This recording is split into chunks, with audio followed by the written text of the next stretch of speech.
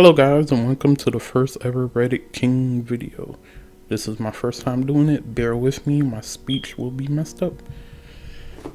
But today we're going to be doing a r/AskReddit video. Therapist of Reddit: has a patient ever shared something that was either too much or caused you to question your own life? If so, what was it? Therapist here. I do a lot of mental health assignments / evaluations rather than long-term therapy. I can't get too specific, but I used to contract for CPS in my state to do evaluations with kids and later moved to a different work setting.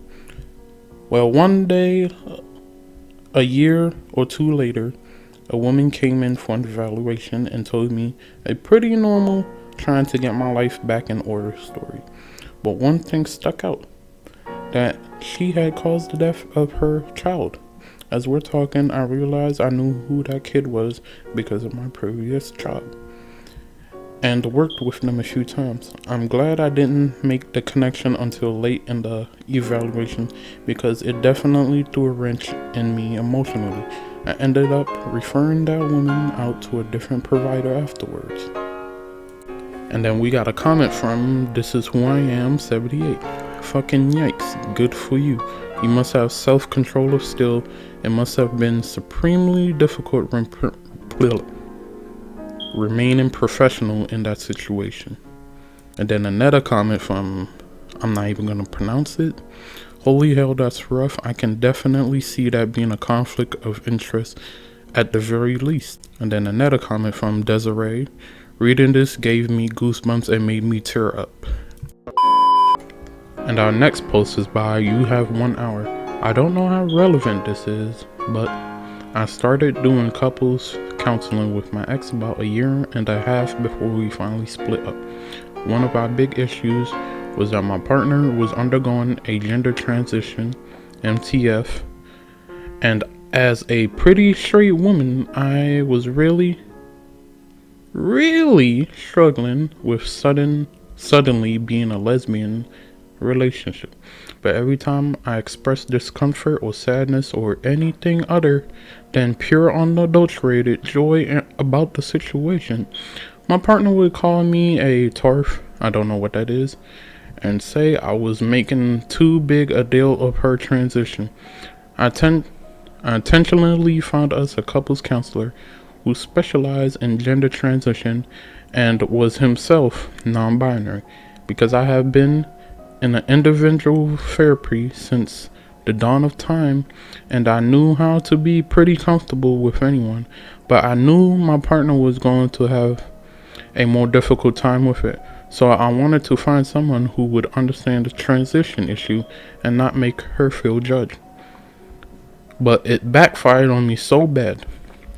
Our counselor was an intern still and fairly inexperienced. They wound up way over identifying with my ex and joined in on calling me a TARF during sessions. In every session, if my partner so much as raised her eyebrows, the counselor would zero in on her and be all, "You had a reaction just then. What's going on? What are you feeling?" Meanwhile, I would be openly sobbing and completely ignored. It escalated to the point where I would be in sessions talking about how I was scared of my partner, scared of being yelled at, and she yelled at me a lot and felt unsafe. And the counselor actually said, "I am struggling to have compassion for you because it's very emotionally abusive of you to say that your partner was making you feel unsafe." It went back for one more session just to tell the therapist how absolutely horrible and incompetent they had been, and refused to go back again. My partner and I had pretty much decided to split anyway, so what's the use in paying someone $90 a week to tell me that I am abusive for seeking help, trying to cope with my abusive, narcissistic ex? God, it was awful. And our next post is by Game Tap Chunky. There's nothing more haunting than hearing someone saying they are thinking of killing themselves when they are being 100% serious. I was in the ER with my mom around 15 years ago, and a guy in the curtained off area besides us was telling the doctor he was going to kill himself, but decided to come to the ER for help instead. The way he said it was just so factual and real. When we left, my mom just walked up to him, gave him a hug. She didn't say a word, or the guy. Then we left. And then we got a comment from Borderline Cat. My best friend didn't really think I was serious until I told him I was overdosing one day. My tone was so flat and matter of the fact. It was just, hey dude, him asking what I was doing, and I said don't worry about it. It will be okay soon. He started freaking out, and I just didn't comprehend way until after the fact. He's a fucking saint, and so is your mom. That hug she gave him was probably something he will remember for a long time. And Google, I did not say Google.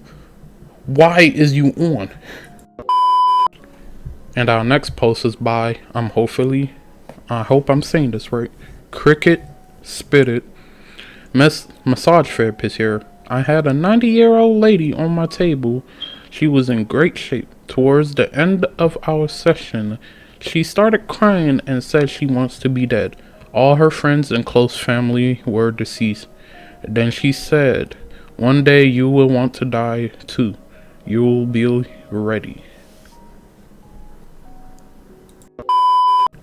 And our next post is by Mon Torpedo 227. I'm not a therapist, never was, but when I was in high school, I was a peer counselor and I love supporting friends and letting them reach out to me. Two separate confessions came to mind. The first, a girl I was talking to, her best friend was my friend too, so we would text each other occasionally. She was already heavy into the party scene. She told me how she was sold into sex slavery by her uncle when she was 8 years old. She was drugged and raped while her uncle was watching over her for a year. She went back to her mom, never told her anything, and I was the first person she told.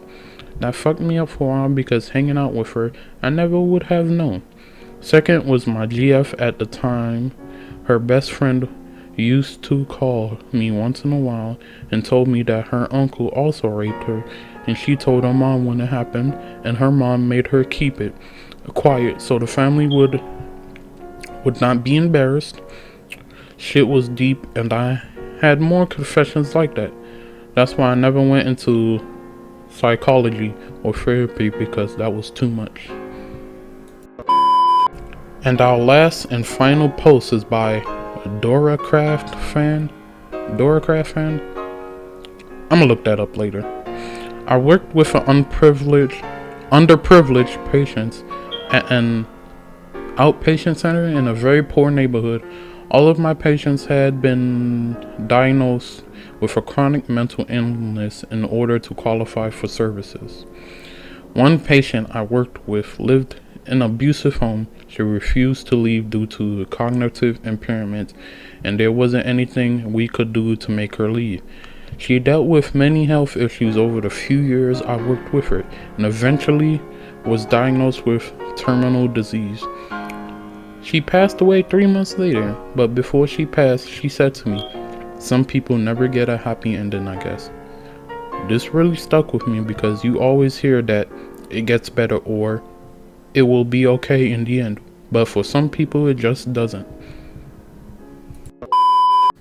Well guys, that has been my first ever Reddit video. Thank you for watching. If you enjoyed it, leave a like and leave a comment what you like or Reddits y'all want me to do. Also, don't forget to check out my links in the description below because it will help me out and it will help out my main channel, which is my gaming channel, which I will also link that in the description. And yeah, I like this video pretty much. This was a good first video. But anyway, don't forget to hit the subscribe button and the notification bell, and I will see you in the next video.